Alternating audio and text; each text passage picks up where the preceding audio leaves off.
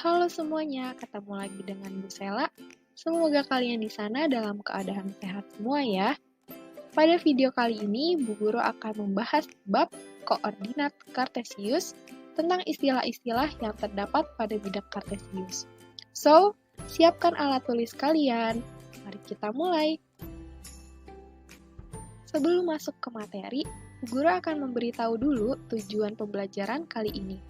Setelah kalian menonton video ini, Bu Guru harap kalian dapat memahami maksud dari koordinat Kartesius dan bidang Kartesius. Dan yang kedua, kalian dapat mengenal istilah-istilah yang terdapat pada bidang Kartesius. Apa itu koordinat Kartesius? Untuk memulai pembahasannya, Bu Guru mau memperkenalkan nih pada kalian tokoh ilmuwan matematika asal Perancis yang bernama René Descartes. Nah, beliau ini dipercaya oleh banyak orang di dunia sebagai orang yang pertama kali membuat hubungan yang kuat antara aljabar dan geometri. Hubungan apa sih yang beliau buat? Kurang lebih begini ya. Kita bicara aljabarnya dulu. Kalau kita ngomongin aljabar yang bentuknya persamaan, misalnya persamaan Y sama dengan 2X. Terus kita buatkan tabel hubungan antara nilai X dan Y-nya. Kalian boleh pilih X berapapun. Bu Guru contohkan seperti ini. Jadi, kalau X-nya 2, berarti kan Y-nya 2 dikali 2 sama dengan 4. Kalau Y-nya 1, berarti kan Y-nya 2 dikali 1 sama dengan 2. Dan seterusnya, sampai Bu Guru batasi X-nya min 2. Tapi, sampai sekitar tahun 1600-an, orang-orang itu masih banyak yang belum bisa membayangkan secara nyata bentuk aljabar ini. René saat itu berpikir bahwa dia tuh mampu memvisualisasikan bentuk aljabar ini dengan menggambarnya di sebuah bidang 2 dimensi. Nah, kenapa sih harus 2 dimensi? Karena terdapat 2 arah. Yang pertama, kiri ke kanan, dan yang kedua, arah atas ke bawah. Nah, arah kiri ke kanan ini nantinya disebut dengan sumbu X, sedangkan arah atas ke bawah disebut dengan sumbu Y. Dan perpotongan antara sumbu X dan sumbu Y adalah pusatnya, yaitu titik 0. Di sebelah kanan titik 0 berarti sumbu X-nya positif. Di sebelah kirinya 0 berarti sumbu X-nya negatif. Dan di sebelah atasnya berarti sumbu Y-nya positif. Dan di sebelah bawah 0 berarti sumbu Y-nya negatif. Nah, bidang inilah yang disebut dengan bidang Kartesius. Diambil dari nama belakangnya René, yaitu Descartes. Created using Powtoon. René menentukan hubungan nilai X dan Y ke dalam suatu titik. Posisi titik ini dalam bidang Kartesius ditulis dengan X, Y. Sehingga untuk titik yang pertama, berarti X-nya kan 2, Y-nya 4, jadi dapat ditulis 2,4. Nah, penulisan posisi titik seperti inilah yang dinamakan dengan koordinat Kartesius. Selanjutnya, René memindahkan angka-angka pada tabel ini ke bidang Kartesius. Menjadi seperti ini. Nah, ternyata setelah titik-titik ini dihubungkan, terbentuk sebuah garis lurus.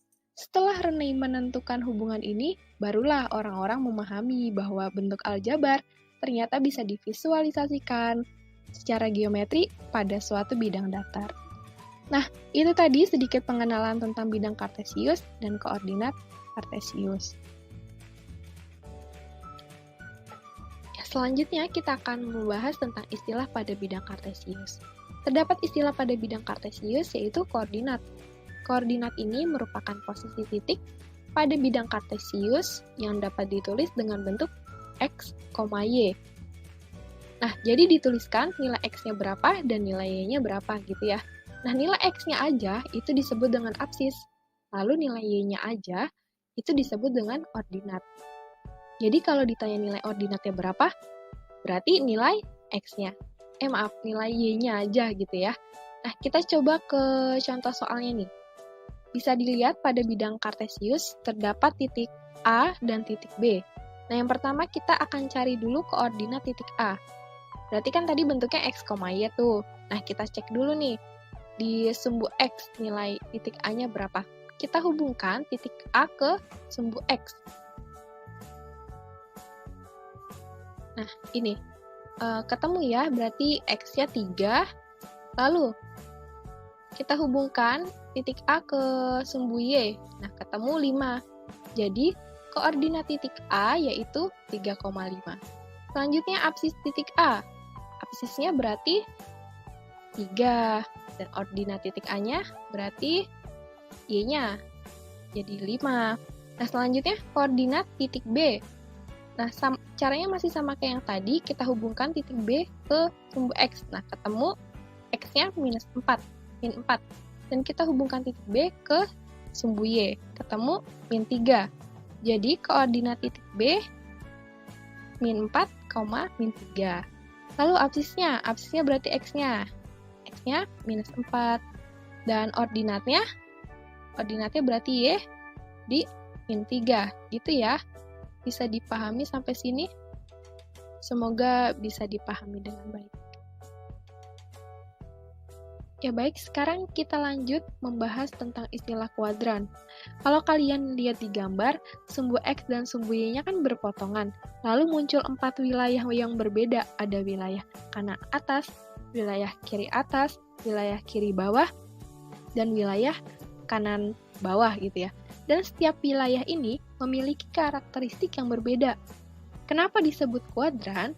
Karena ada 4 wilayah, begitu ya. Nah, kuadran pertama, nilai X-nya positif dan nilai Y-nya positif. Berarti kuadran pertama berada di wilayah kanan atas. Untuk kuadran 2, nilai X-nya negatif dan nilai Y-nya positif. Berarti kuadran kedua ada di wilayah kiri atas. Untuk kuadran 3, X-nya negatif dan Y-nya negatif. Berarti kuadran 3 ada di wilayah kiri bawah. Yang terakhir, kuadran 4, X-nya positif, Y-nya negatif. Berarti ada di wilayah kanan bawah. Oke, mudah ya sampai sini. Sekarang kita masuk ke contoh soal. Apsis dari titik K min 3, min 1 adalah, nah bentuk koordinat kan X, Y tadi ya. Terus, X kan disebut apsis dan Y disebut ordinat. Nah, ini kan yang ditanya apsisnya, berarti X-nya aja gitu ya. Jadi, jawabannya min 3. Jawabannya yang A. Nah, contoh selanjutnya, perhatikan bidang kartesius berikut. Titik-titik yang ada di kuadran 2 adalah, ya tadi ingat lagi yang tadi ya, kuadran 1 berada di kanan atas, kuadran 2 berada di sebelah kiri atas. Nah, kan yang ditanya kuadran 2, nah kita tinggal lihat di wilayah kuadran 2 ini ada titik apa aja? Ada titik C dan D. Jadi jawaban. Demikian penjelasan dari Bu Guru tentang materi koordinat kartesius. Terima kasih anak-anak yang sudah memperhatikan Bu Guru dengan baik. Dan sampai jumpa di pertemuan selanjutnya. Created using Powtoon.